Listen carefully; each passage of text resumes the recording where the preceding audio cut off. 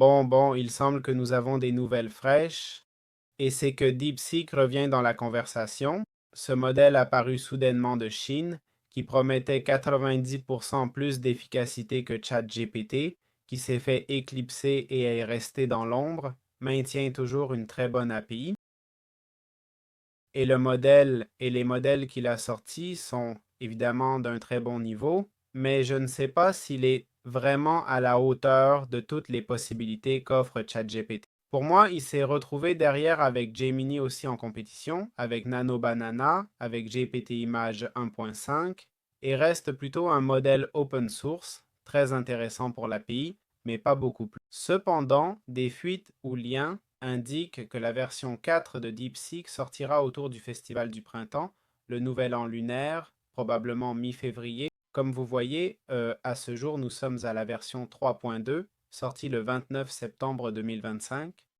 Je vous laisse ici une petite chronologie montrant comment les modèles sont déployés. Eh bien, on dit un peu la même chose qui arrive toujours quand un nouveau modèle apparaît, non? C'est que cette version 4 de DeepSeek pourrait surpasser ChatGPT et Claude en programmation, surtout pour les longues sessions. Ce sont des choses qu'évidemment nous devons vérifier et qui ne sont que des rumeurs, n'est-ce pas? Mais pourquoi sortir une version qui ne peut pas rivaliser avec les nouvelles ou apporter quelque chose de neuf?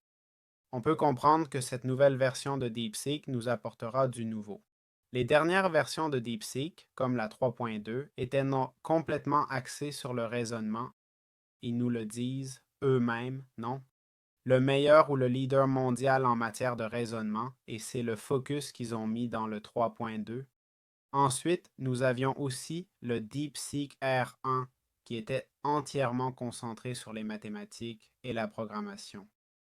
Il est sorti le 25/05/28, ou du moins c'est la date du poste, et une fois de plus cherchant ce raisonnement supplémentaire, non. De plus, DeepSeek a également apporté de nouvelles innovations récemment, comme en ce janvier 2026, où il nous présente ce concept appelé Ngram, qui vise à permettre à l'IA de stocker la mémoire dans dans une mémoire système statique, plutôt que de dépendre uniquement de processus de raisonnement plus complexes.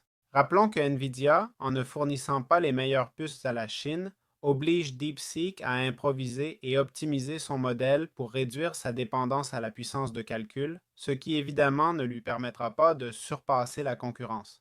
N'oublions pas aussi l'autre technique qu'ils ont introduite, qui est l'attention sparse. C'est une technique très intéressante car les modèles d'IA, lorsqu'ils communiquent avec nous, doivent lire un paragraphe entier chaque fois qu'ils ajoutent un mot ou essaient d'en comprendre le contexte, c'est-à-dire tout ce qui précède ce mot pour comprendre son contexte et son utilisation dans la conversation actuelle. L'attention sparse fonctionne comme si on soulignait les mots importants pendant la lecture d'un texte. N'est-il pas vrai que quand vous lisez un livre, si vous soulignez 4 ou 5 phrases par page, vous pourriez à peu près comprendre ce qui se passe? C'est la technique qu'utilise DeepSeek. Le modèle souligne les mots importants pour accéder au contexte sans lire tout le paragraphe, optimisant ainsi le modèle DeepSeek 3.2 et suivant leur dernière version. Avant tout, si ce sujet vous intéresse et que vous suivez l'actualité de l'IA, vous trouverez dans la description un e-book gratuit pour apprendre à utiliser l'intelligence artificielle. Ne vous inquiétez pas, ce n'est pas aussi technique que ce dont je parle ici. Par ailleurs, j'y partage aussi les nouvelles que je considère les plus pertinentes. Par exemple, si un nouveau ChatGPT sort, ou un nouveau Nano Banana, j'envoie des emails de façon très ponctuelle pour vous informer des dernières nouveautés, presque toujours avec plus d'e-books, plus d'informations. Récemment, j'ai publié un guide sur comment utiliser Nano Banana gratuitement, un guide d'environ 30 pages ou plus. Alors jetez-y vraiment un œil car ça vaut vraiment la peine. Et c'est gratuit. Donc, pour continuer ce qu'on disait, on voit que DeepSeek a un point fort, son excellent code et raisonnement à moindre coût, car il ne peut pas se permettre un prix plus élevé. Ce que possèdent les autres concurrents, car théoriquement NVIDIA ne leur permet pas d'avoir ces puces. De plus, c'est un modèle ouvert, rappelons-le, et ils développent plusieurs nouvelles techniques d'optimisation qu'ils ont peut-être déjà utilisées pour l'entraînement. Et évidemment, quand on maîtrise une technique, c'est qu'on en a déjà tiré profit, non? Tu ne la révèles pas juste pour la partager, mais quand tu l'as bien exploitée et maîtrisée, tu dis: Hey, j'ai découvert ça, qui l'utilise? Allez-y, et qui ne l'utilise pas reste probablement à la traîne, sauf s'il apporte quelque chose de mieux. Alors bien, quelles sont les rumeurs concernant la sortie de DeepSeek? Eh bien, tout d'abord, le lancement est prévu autour du Festival du printemps, d'accord? Probablement mi-février, vous savez, pour le nouvel an lunaire. Eh bien, deux nouvelles versions sont évoquées. La version 4 flagship, qui serait un modèle optimisé pour de longues sessions de programmation plus lourdes, ce qui aurait du sens avec ce que DeepSeek a sorti ces derniers mois.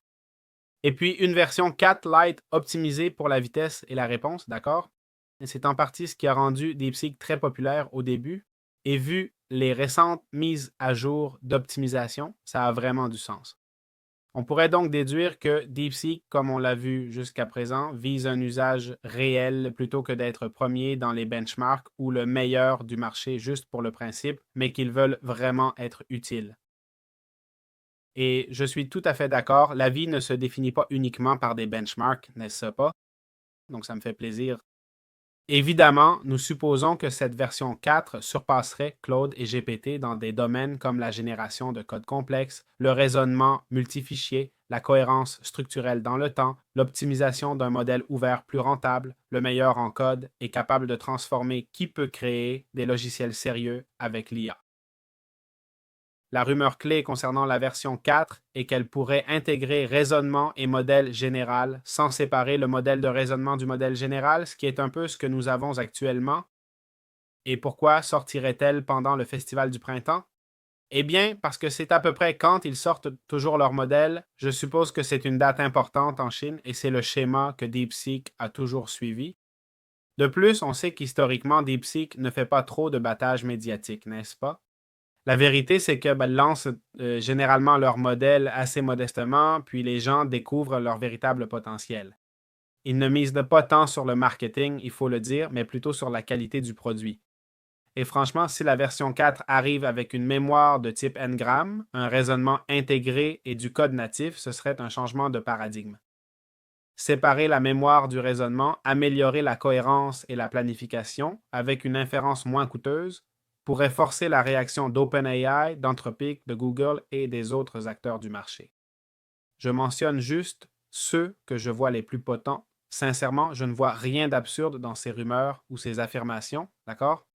Personne n'a prétendu que DeepSeek sera le meilleur modèle du marché ou qu'il va sortir un modèle d'image surpassant tous les autres. Au contraire, DeepSeek semble se concentrer sur ce raisonnement, sur l'aspect programmation et surtout sur l'optimisation pour être plus rapide, ce qui a toujours été, je crois, leur ligne directrice. Les derniers modèles ont fait des progrès vraiment impressionnants qui renforcent l'idée que DeepSeek, dans sa version 4, pourrait être très prometteur. Par ailleurs, concernant les fuites, évidemment, pour la sortie de la version 4, plusieurs personnes en ont déjà parlé. D'accord? C'est vrai que les infos disant qu'il dépasse GPT ou Claude viennent de personnes qui auraient fait des tests internes et qui l'affirment. Bon, jusqu'à ce qu'on le voit nous-mêmes, on ne peut pas en dire beaucoup plus. Quand je sortirai et si j'en apprends plus, évidemment, j'essaierai de faire une comparaison, voir les benchmarks, vérifier si c'est vraiment aussi bon ou utile qu'ils le prétendent. Et pas grand-chose d'autre à dire. Et franchement, je suis assez excité en voyant l'orientation qu'ils ont prise avec ces dernières technologies. Peut-être qu'ils ont encore un atout dans leur manche qu'ils sortiront au dernier moment pour dire échec et mat? Non, mais on ne sait jamais. Alors attendons de voir. J'espère que cette vidéo informative vous a plu. Comme toujours, dans la description, vous avez mon e-book gratuit et une mini newsletter occasionnelle pour les actualités les plus importantes. Vous pouvez vous abonner, ça m'aide énormément. Merci beaucoup de me suivre, de regarder ce contenu et à bientôt dans de prochaines vidéos. Ciao, ciao!